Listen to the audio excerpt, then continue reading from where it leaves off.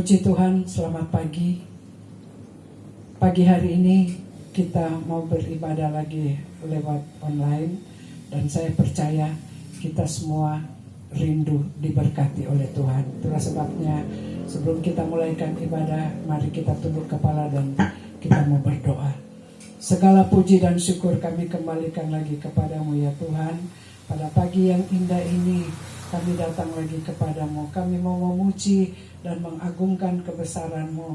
Teristimewa kami mau dengar sebagian daripada firman-Mu. Biar Engkau menolong kami semua.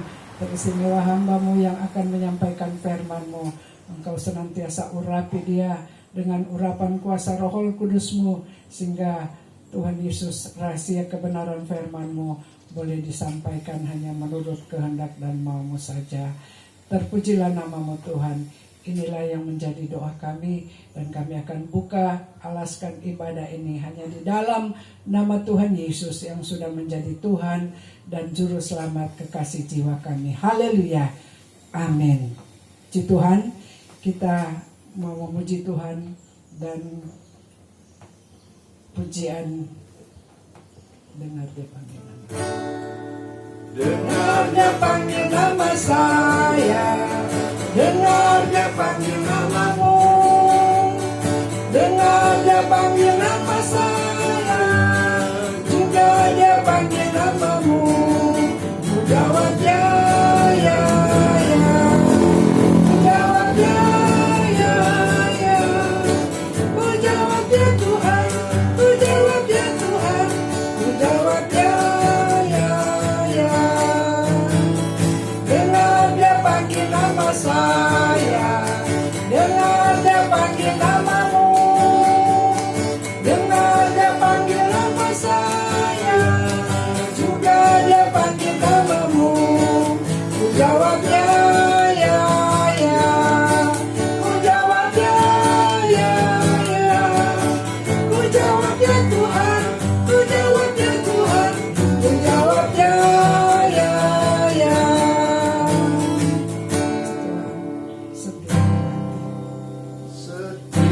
Setialah, setia sampai mati, seperti Tuhan Yesus, setia sampai mati. Apakah jawabanmu untuk kasih setianya? Setia, setialah, setialah sampai mati. Setialah, setialah sampai mati, seperti Tuhan Yesus, setia sampai mati.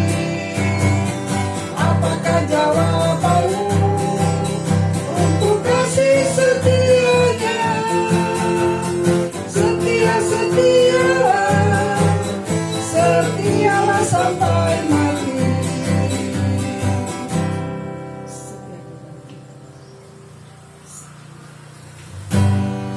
Setia berbakti pada Tuhan, setia memuji nama Tuhan, setia, setia sampai Tuhan Yesus datang. Setia berbakti pada Tuhan, setia memuji nama Tuhan, setia, setia sampai Tuhan Yesus datang. Puji Tuhan, kita akan mendengarkan firman Tuhan. Namun sebelum kita dengan firman Tuhan, kita nyanyi satu pujian penyembahan ke bawah hidupku.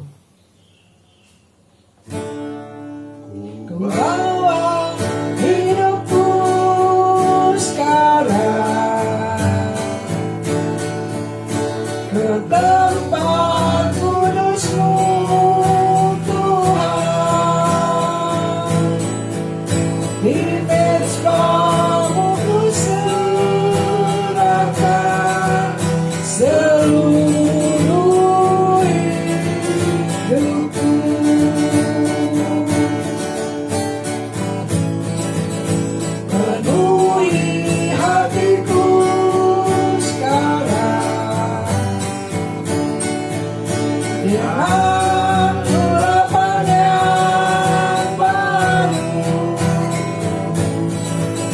agar aku lebih lagi mendengar suara-Mu.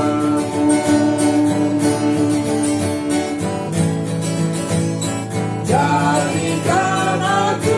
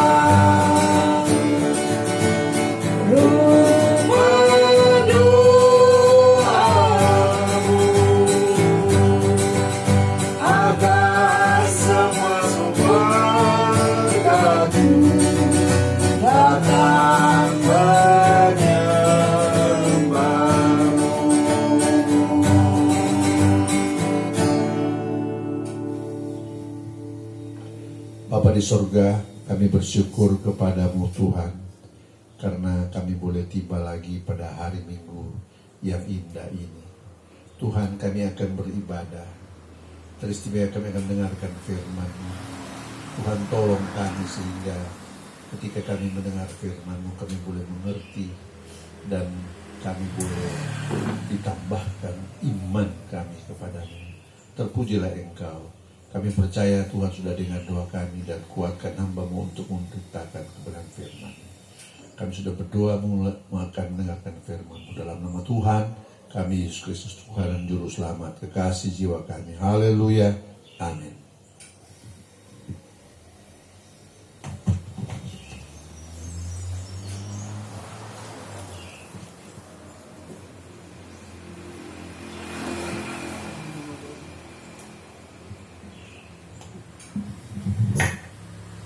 Saudara-saudara, kita akan melanjutkan lagi firman Tuhan yang saya akan baca dari Wahyu 20 ayat 7 sampai 15. Bagian pertama ayat 7 sampai 10 disebutkan iblis dihukum.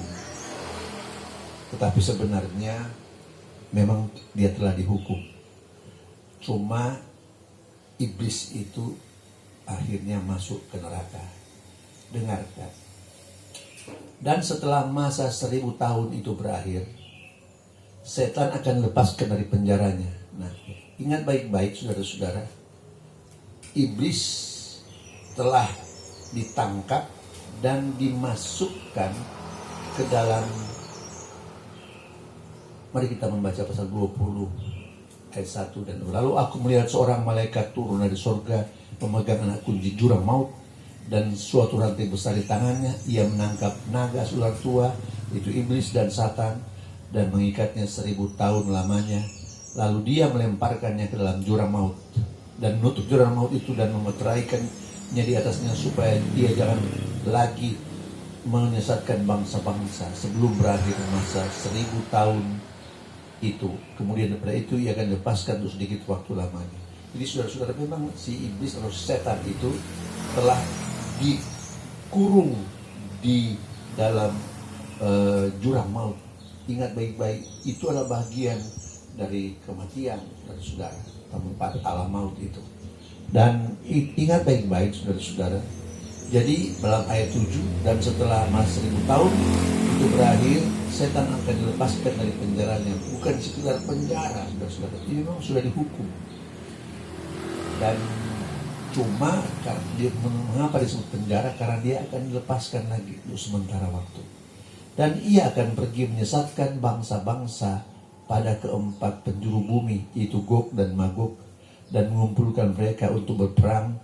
Jumlah mereka sama banyaknya pasir, sama dengan banyaknya pasir di laut.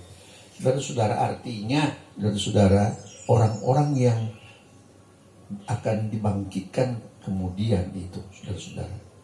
Saudara-saudara, sudah 1000 tahun begitu luar biasa banyak. Dan mereka lah yang menjadi anak buah setan untuk berpeperangan terakhir. Mari kita membaca 9. Maka naiklah mereka ke seluruh dataran bumi, lalu mengepung perkemahan tentara orang-orang kudus dan kota yang dikasihi itu.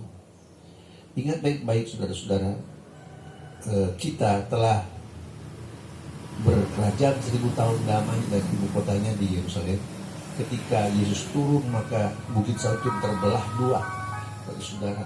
Dan Alkitab mengajarkan itu, dan di sana Yesus berkerajaan 1000 tahun damai, dan kita, saudara, masih hidup di dalam dunia ini, dan kondisi alam ini berubah. Saya tidak lupa berkhotbah ketika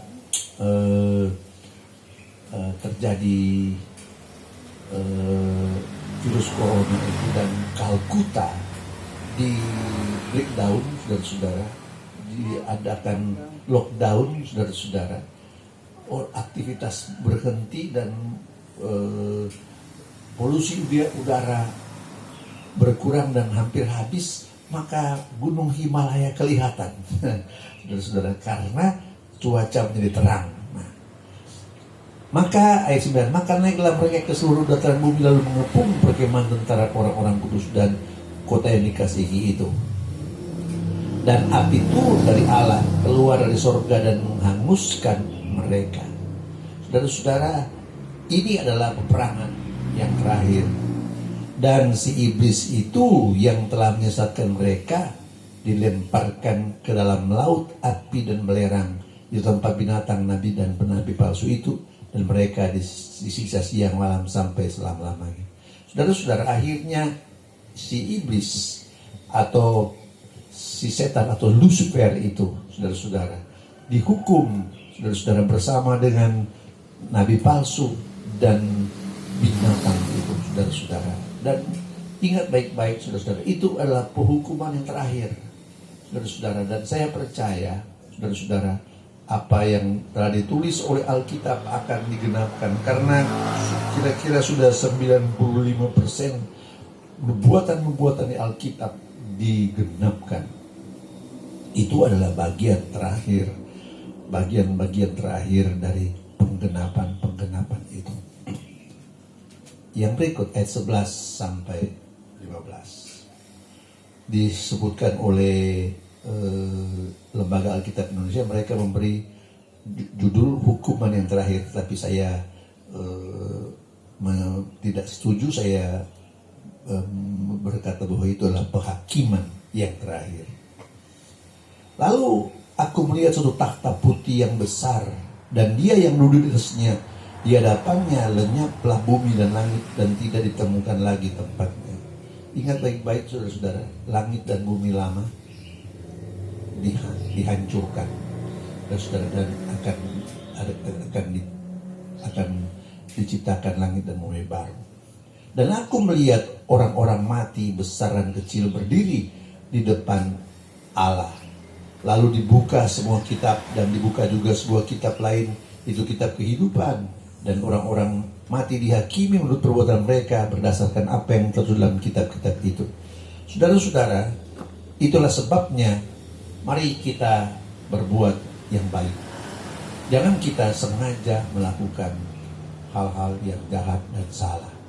Karena dengan demikian, catatan-catatan tentang kita akan baik di surga.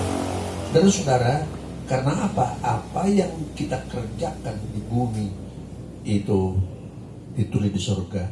Apalagi kalau orang-orang melakukan sesuatu di luar iman, atau dia menolak iman, atau dia murtad, maka tidak mungkin ada keselamatan. Nah, saudara-saudara, saya membaca lagi. Dan aku melihat orang-orang mati besar dan kecil berdiri di depan Allah. Saudara-saudara, semuanya berdiri di depan Allah. Lalu dibuka semua kitab, dan dibuka juga sebuah kitab lain, yaitu kitab kehidupan. Saudara-saudara, semua kitab dibuka, kitab-kitab kita yang menulis tentang perbuatan-perbuatan kita, saudara-saudara, dibuka. Tapi ada satu kitab yang luar biasa, kitab kehidupan. Saudara, di mana kalau nama kita di sana, maka saya percaya kita masuk surga dan selamat. Tapi kalau nama kita di sana, maka kita akan dihukum. Tetapi ingat baik-baik, kitab-kitab itulah yang mencatat. Saudara-saudara, Allah kita Allah yang maha tahu. Tetapi mengapa perlu ada kitab? Supaya apa yang Allah kerjakan itu ditulis di sana dan menjadi kesaksian bahwa Allah itu adil. Allah tidak semenang-menang. Allah tidak semenang-menang. Saudara-saudara, itu sebabnya saya bersyukur karena saya punya Allah yang adil, yang tidak semenang-menang dan tidak semena-mena. Dan dibuka juga sebuah kitab lain, kitab kehidupan, dan orang-orang mati dihakimi menurut perbuatan mereka berdasarkan apa yang ada tertulis di dalam kitab-kitab itu. Ayat 13. Maka laut menyerahkan orang mati yang ada di dalamnya, dan maut dan kerajaan maut menyerahkan orang mati yang ada di dalamnya, dan mereka dihakimi masing-masing menurut perbuatannya. Saudara-saudara, kita akan dihakimi. Nah, orang-orang mati yang laut menyerahkan orang mati dalamnya, dan maut dan kerajaan maut menyerahkan orang mati dalamnya, dan mereka dihakimi masing-masing perbuatannya adalah mereka-mereka yang tidak diselamatkan, mereka-mereka yang mati kemudian, yang bangkit kemudian sesudah ada kebangkitan pertama dalam kitab 1 Tesalonika. Saudara-saudara, ingat baik-baik, inilah kebangkitan yang kedua, saudara-saudara.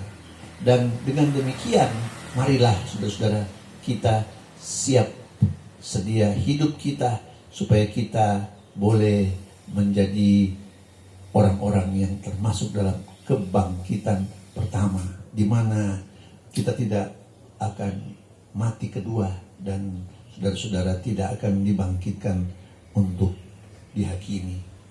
Ayat 14. Lalu maut dan kerajaan maut dilemparkan dalam lautan api. Itulah kematian yang kedua. Perhatikan baik-baik saudara. Lalu laut dan kerajaan maut itu dilemparkan ke dalam lautan api. Saudara-saudara, kerajaan maut itu saudara-saudara adalah suatu tempat di mana tersimpan semua roh orang-orang yang mati keluar Tuhan. Dan itulah sebabnya saudara-saudara, kerajaan maut itu dan laut itu, maut dan kerajaan maut itu dilemparkan ke dalam lautan api. Saudara-saudara, memang Tuhan telah menyiapkan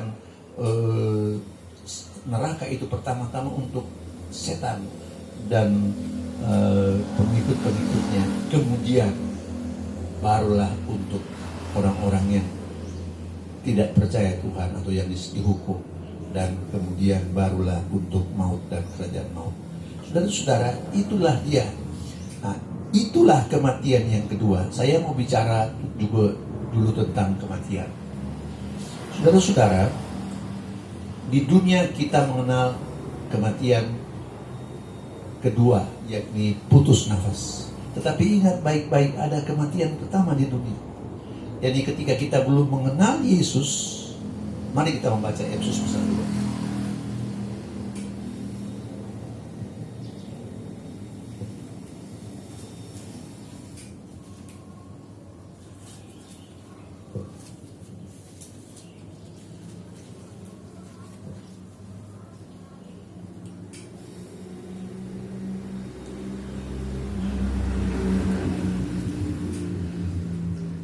Ayat 1. Kamu dahulu sudah mati karena pelanggaran-pelanggaran dan dosa-dosa, dan kamu hidup dalamnya karena kamu mengikut jalan dunia ini, karena kamu mentaati penguasa kerajaan angkasa, itu roh yang sekarang sedang bekerja di antara orang-orang durhaka.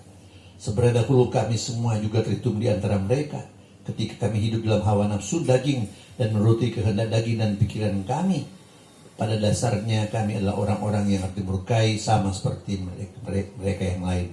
Saudara-saudara, ingat baik-baik saudara-saudara, ketika kita belum percaya Yesus, belum bertobat, belum dilahirkan baru, saudara-saudara, kita adalah orang-orang yang dalam ukuran rohani adalah orang-orang yang mati secara rohani.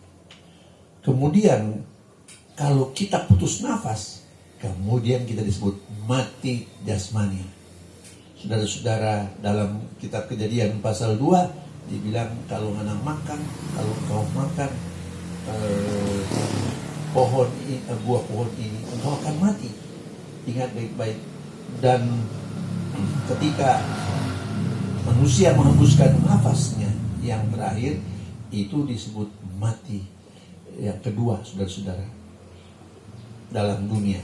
Saudara-saudara, tetapi saudara-saudara, kalau kita di dunia ini dilahirkan kembali, maka kita hanya akan mengalami satu kali mati, saudara-saudara. Karena kematian pertama telah dibereskan Tuhan, dan kita telah diampuni, dan kita telah diselamatkan, maka kita hanya akan mengalami kematian satu kali, yakni kematian jasmania ini. Saudara-saudara, seperti yang saya katakan dalam 1 Tesalonika, ketika Yesus datang kemudian, maka orang-orang yang mati di dalam Tuhan, kematian jasmania mereka yang pertama kali naik ke surga. Kemudian barulah mereka yang masih hidup. Jadi saudara-saudara, saya pernah berkata bahwa kalau boleh, saya belum mati ketika Yesus datang, sehingga saya tidak akan mengalami kematian itu, saudara-saudara. Memang saya telah mati lebih dahulu, yakni kematian rohani ketika saya belum percaya, saudara-saudara. Tetapi ingat baik-baik, Yesus telah membangkitkan saya, dan saya tidak menyadari itu, saudara-saudara, tidak mengalami itu, tidak merasakan itu secara jasmani. Itulah sebabnya, saudara-saudara, mari kita berpikir dengan benar, berpikir secara rohani. Dengan demikian kita makin mengerti akan rencana dan kehendak Tuhan. Nah, lalu maut dan kerajaan maut itu dilemparkan dalam lautan api. Itulah kematian yang kedua. Saudara-saudara, orang-orang yang mati pertama kali di dunia ini, saudara-saudara, kemudian tidak diselamatkan, saudara-saudara, maka merekalah yang kemudian akan dihakimi. Saudara-saudara, dihakimi. Ada dua macam kebangkitan orang percaya dalam 1 Tesalonika, dan kebangkitan kedua di dalam Wahyu 20 ini, saudara-saudara. Maka orang yang dibangkitkan kedua, saudara-saudara, akan dihakimi, lalu maut dan kerajaan maut akan dilemparkan dalam lautan api, dan saudara-saudara, mereka yang dihakimi kedua akan dilemparkan ke dalam lautan api. Itulah kematian kedua. Dan setiap orang yang tidak ditemukan namanya di dalam kitab kehidupan itu dilemparkan ke dalam lautan. Saudara-saudara, ingat baik-baik, saudara-saudara. Ternyata, saudara-saudara, kitab-kitab yang banyak itu bicara tentang perbuatan-perbuatan manusia. Tapi ada satu kitab, yakni kitab kehidupan, saudara-saudara.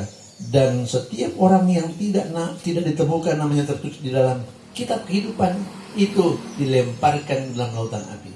Saudara-saudara, sekali lagi saya bersyukur karena saya punya Allah yang ajaib. Tetapi saudara-saudara, bukan hanya ajaib dan maha kuasa, tapi dia juga maha adil. Sehingga setiap perbuatannya ditulis, saudara-saudara.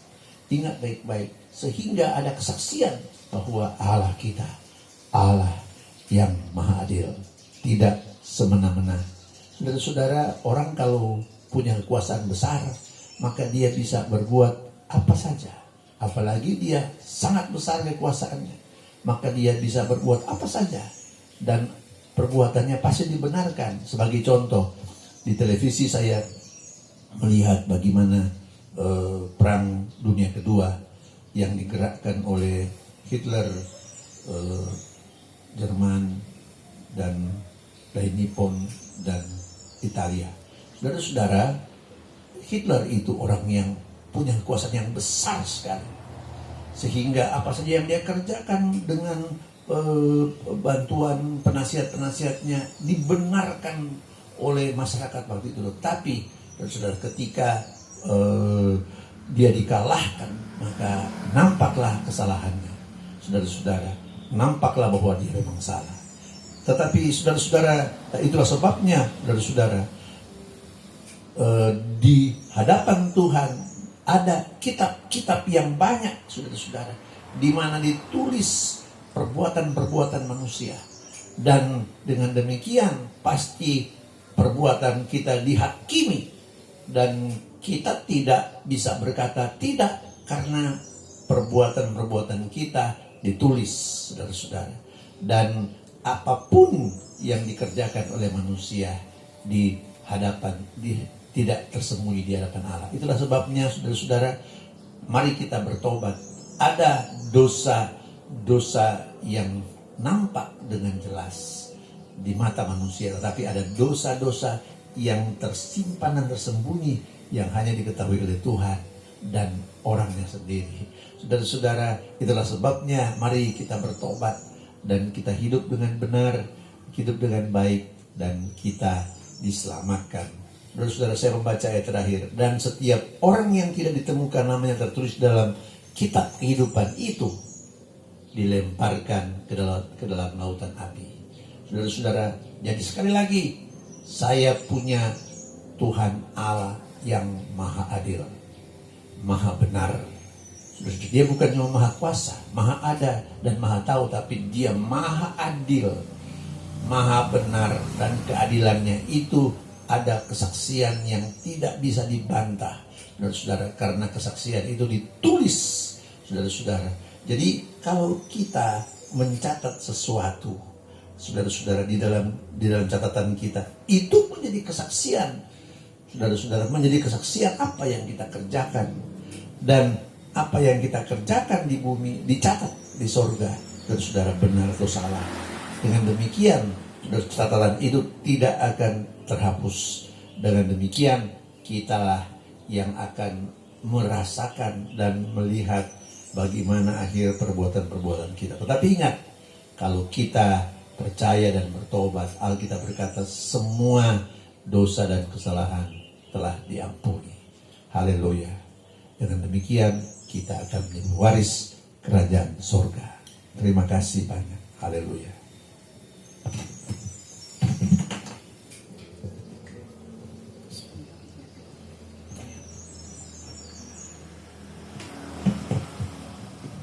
Puji Tuhan, kita sudah dengar firman Tuhan, dan saya percaya Roh Kudus akan memeteraikan itu di dalam hati kita, sehingga kita boleh menerima berkat-berkat yang daripada Tuhan. Puji Tuhan, kita akan tamatkan ibadah kita pada siang hari ini, dan kita menyanyi itu pujian, Peganglah Tanganku Roh Kudus. Peganglah tanganku Roh Kudus, setiap hari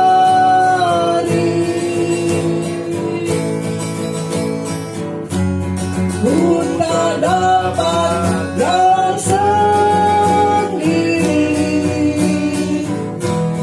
tanpa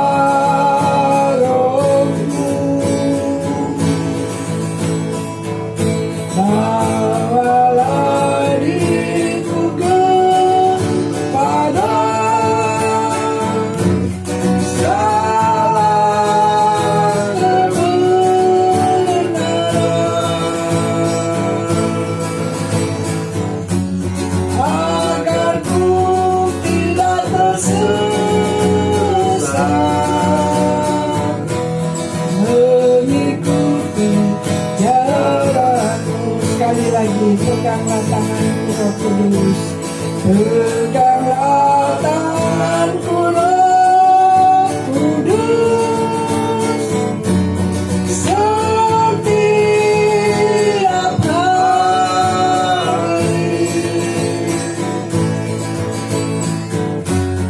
ku tak dapat jalan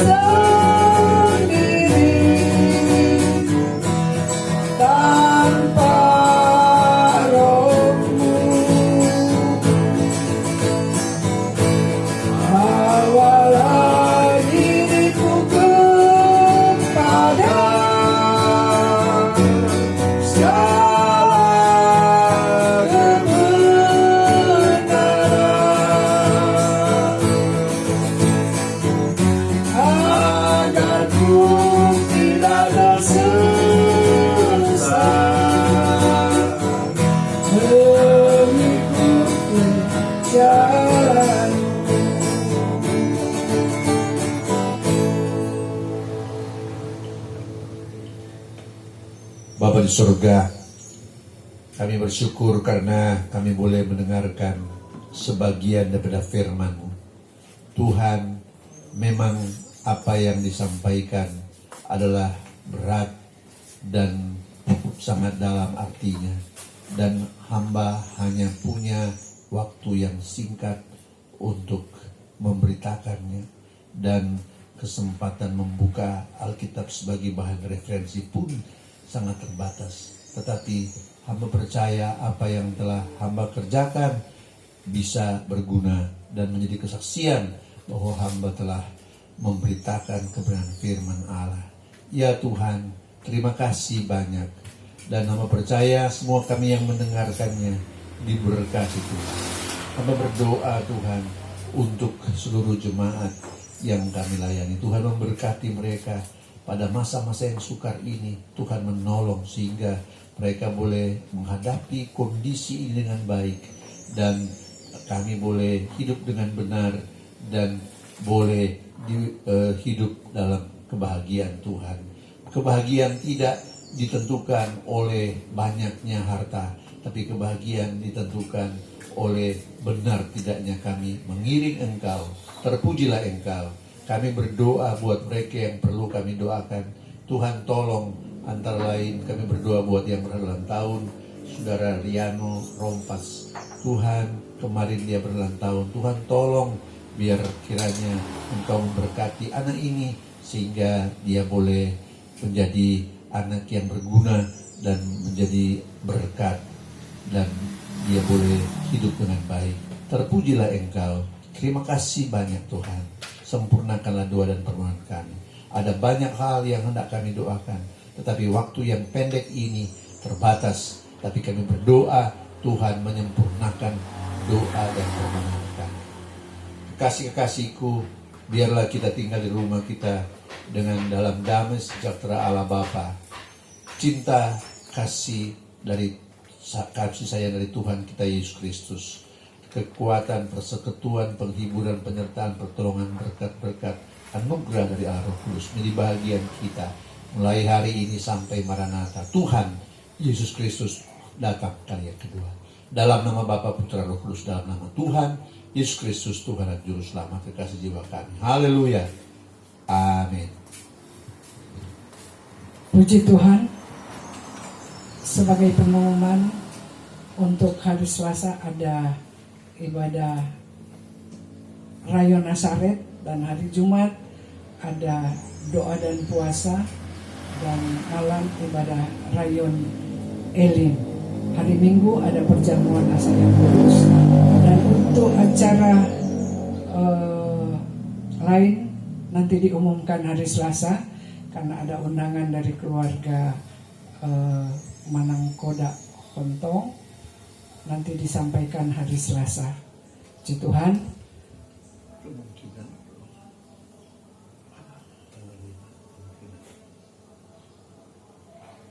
Nanti disampaikan hari Selasa malam pengumumannya, dan keluarga juga yang akan menyampaikan kepada seluruh jemaat yang ada. Amin.